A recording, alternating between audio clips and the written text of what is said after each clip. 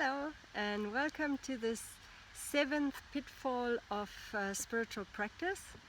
This one is about confusion, the confusion of thought and the content of thought.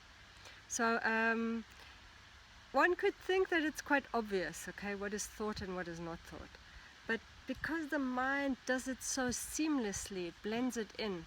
For example, I might hear a bird, a sound of a bird here, but I don't see the bird. So just by knowing that it is a bird, my mind actually created an image of a bird in my head, so I can add to the sound of what I believe about the sound.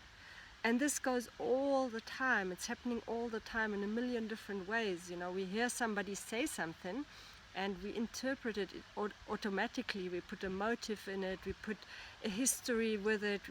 Like, there's so much that gets added and subtracted. I mean, in the same way, we actually leave things out that doesn't fit in our belief system. So we perceive things, but they sort of don't get noticed. They go under the radar because they don't fit in what we believe to be true.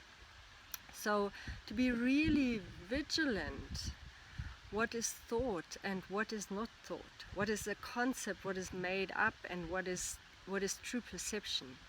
That if that gets confused, that is a complete spiritual pitfall, and it happens a lot. Like we believe that our thought about reality equals reality.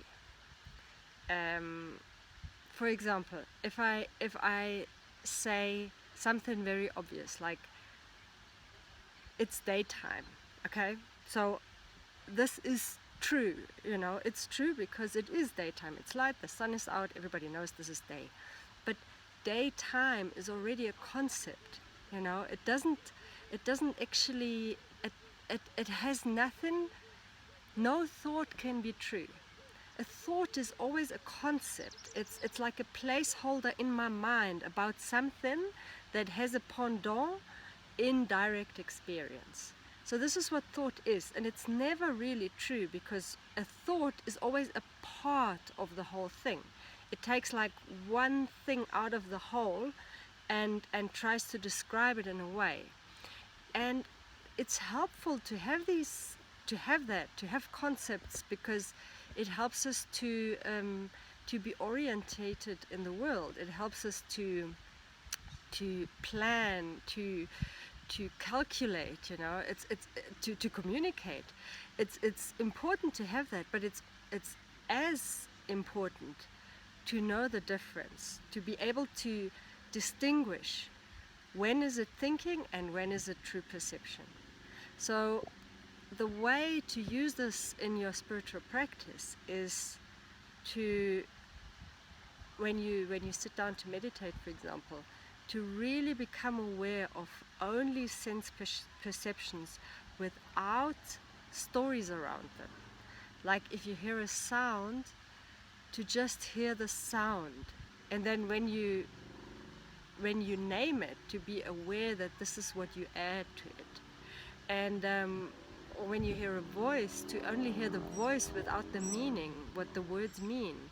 And if you have a sensation or like an emotion, for example anger, if you have anger, anger is already an interpretation. So to have the raw feeling, what is the raw feeling of anger? How does it's like a tingling, or is it like a pressure that you feel somewhere in your chest? Where exactly do you feel it? Like, to really go into the raw sensations of perception, and to stay with that, because that is the original thing. That is the untampered thing, and that is what you want to experience. And you want to be able to distinguish between those raw perceptions and between what your own mind is adding to it. I hope you enjoyed this little video, and I see you soon. Bye.